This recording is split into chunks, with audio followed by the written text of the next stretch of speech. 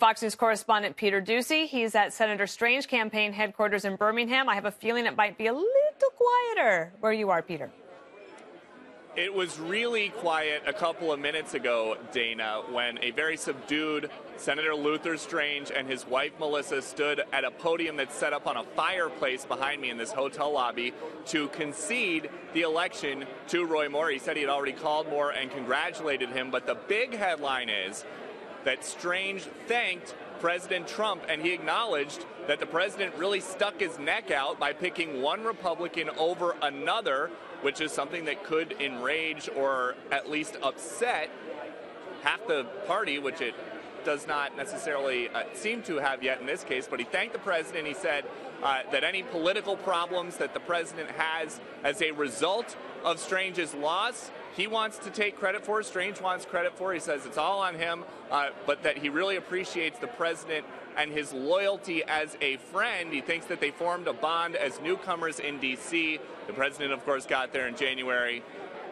Strange got there in February. There are these flyers all around here. It shows Strange and the president. That was the main part of his pitch, that he was the president's endorsed pick, but it did not go Strange's way. It did not go the president's way. The president did say that if Strange lost, he'd come back to the state to campaign for the other guy. Now we wait to see exactly what that looks like. Dana. Peter, let me ask you one thing, because it was a pretty bitter primary race leading up to tonight's result. But I understand that Luther Strange said that he pledges full support for Roy Moore and that he would, help him make sure that he wins the general election. Is that what you got from tonight's remarks? Yes, and something really interesting, Dana. Strange mentioned that he knows there are a lot of different Republicans with different allegiances, and he described them as swirling passions in the Alabama Republican Party.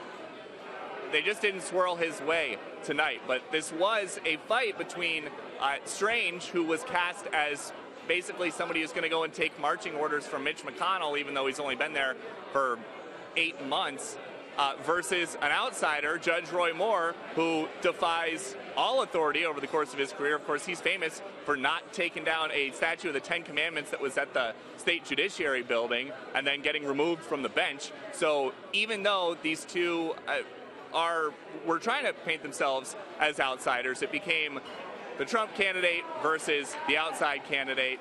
And in this case, the outside candidate won, but he is apparently, if everything goes according to what we've been hearing, still going to get the support of the president and of the person who was defeated tonight, Luther Strange. Dana. I think there's probably no doubt about that. Okay, Peter, thank you so much. We appreciate that.